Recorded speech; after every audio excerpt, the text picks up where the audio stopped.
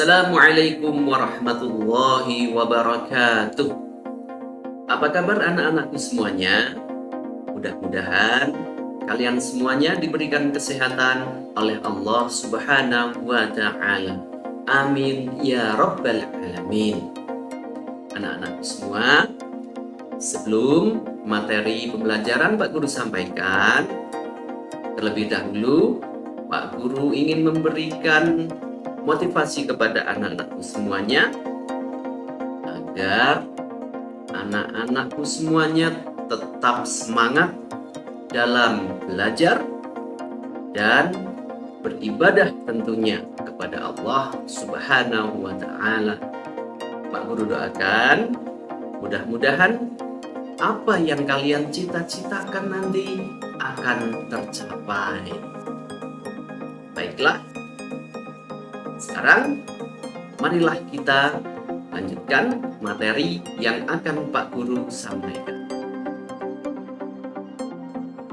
Baiklah anak-anakku semuanya, sekarang Pak Guru akan menyampaikan materi pelajaran pendidikan agama Islam dan budi pekerti. Materi yang akan Pak Guru sampaikan yaitu kasih sayang Nabi Muhammad Sallallahu Alaihi Wasallam.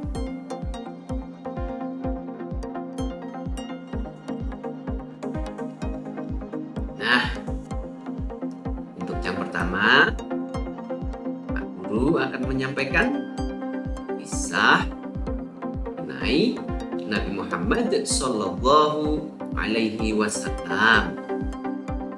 Ayo, siapa di antara anak-anak yang belum kenal sama Nabi Muhammad SAW? Pak Guru yakin anak-anakku semuanya pasti sudah kenal, bukan? Alhamdulillah. Baiklah, Nabi Muhammad itu adalah seseorang utusan Allah yang oleh Allah Nabi Muhammad diangkat menjadi nabi sekaligus menjadi rasul yang terakhir anak-anakku semuanya.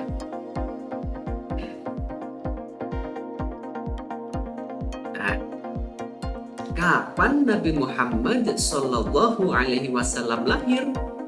Ayo, siapa yang tahu?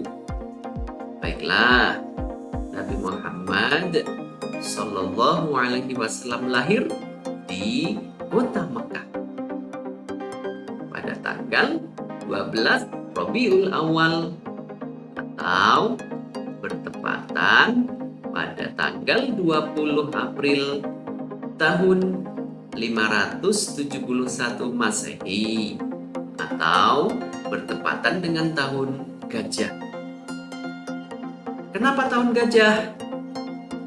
Lah, jadi pada saat Nabi Muhammad Sallallahu Alaihi Wasallam lahir, ada sebuah peristiwa yang sangat besar. Ketika itu ada pasukan bergajah yang akan menghancurkan Ka'bah. Pasukan tersebut dipimpin oleh Raja Abraha. Nah, tetapi oleh Allah Subhanahu wa Ta'ala, Ka'bah diselamatkan dengan mengutus burung ababil. Nah, untuk lengkapnya nanti akan Pak Guru sampaikan dalam materi tersendiri.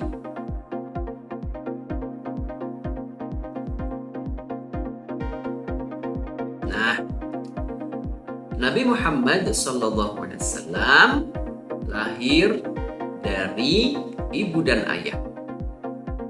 Ayahnya bernama Abdullah dan ibunya bernama Aminah. Sejak kecil, Nabi Muhammad SAW sudah menjadi anak yatim. Ayahnya wafat sejak Nabi Muhammad SAW berada di dalam kandungan.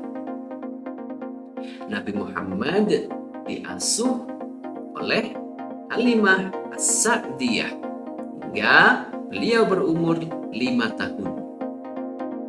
Halimah As-Sa'diyah ini selain mengasuh, beliau juga menyusui Nabi Muhammad Sallallahu Alaihi Wasallam hingga pada usia 6 tahun ibunda Rasulullah Muhammad Sallallahu Alaihi Wasallam jatuh sakit dan kemudian wafat, hingga beliau, ibunda Nabi Muhammad, dimakamkan di desa Abwa. Setelah ibunya wafat, Nabi Muhammad kemudian diasuh oleh kakeknya yang bernama Abdul Muthalib. Sampai sini, apakah sudah paham anak-anakku semuanya?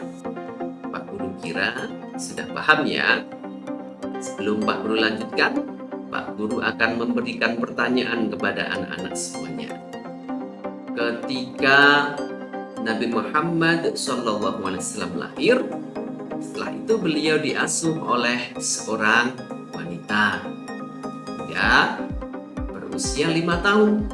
Pertanyaannya, siapakah nama wanita yang mengasuh Nabi Muhammad tersebut? Ya, jawabannya adalah Halimah As-Sa'diyah. Kita lanjutkan. Pada saat Nabi Muhammad Sallallahu Alaihi Wasallam berusia 8 tahun, kakeknya pun wafat, sehingga beliau diasuh oleh pamannya yang bernama Abu Thalib. Abu Thalib ini sangat menyayangi Nabi Muhammad Sallallahu Alaihi Wasallam, walaupun kenyataannya ketika wafat Abu Thalib ini tidak memeluk Islam. Kemudian pada saat usia 12 tahun, Nabi Muhammad Sallallahu Alaihi Wasallam sudah ikut berdagang bersama pamannya ke negeri Syam. Nabi Muhammad berdagang dengan jujur. Karena kejujurannya, sehingga beliau mendapatkan gelar Al-Amin, yang artinya orang yang dapat dipercaya. Baiklah, sudah paham ya sampai sini ya? Pak Guru akan memberikan pertanyaan lagi. Nabi Muhammad berdagang dengan jujur. Karena kejujurannya, Nabi Muhammad diberikan gelar Al-Amin. Pertanyaannya, apakah arti dari Al-Amin itu? Ya, betul sekali. Al-Amin artinya adalah dapat dipercaya. Sekarang kita lanjutkan lagi.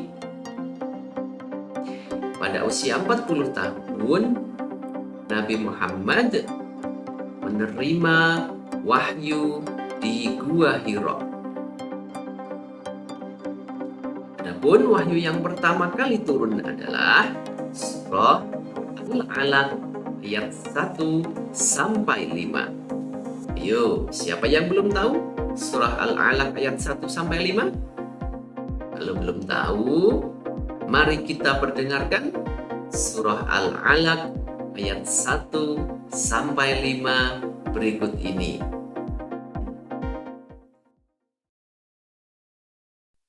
Bismillahirrahmanirrahim. Iqra' bismi rabbikal ladzi khalaq. Khalaqal insana min 'alaq. Iqra' wa rabbukal akram. الذي علم بالقلم علم الإنسان ما لم يعلم.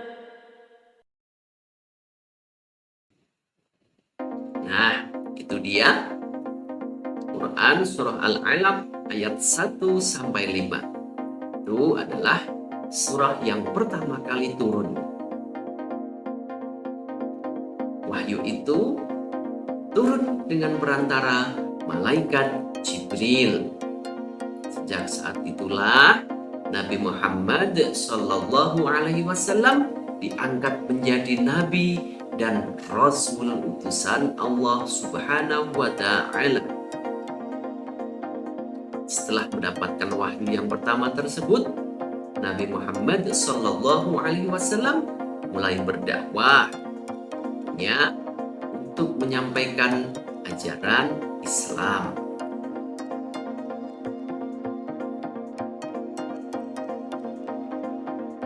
Pada saat berdakwah, banyak yang memeluk agama Islam, akan tetapi tidak sedikit pula yang menolak dakwah Nabi Muhammad SAW. Bahkan ada juga yang menghina kaum muslimin. Akan tetapi Rasulullah SAW menghadapinya dengan sabar dan tabah. Rasulullah juga memaafkan orang-orang yang pernah menghina dan membencinya. Ya, sampai di sini Pak Guru yakin anak-anak semua sudah bisa menangkap materi yang Pak Guru sampaikan. Sekarang Pak Guru akan memberikan pertanyaan. Pertanyaannya adalah sebagai berikut.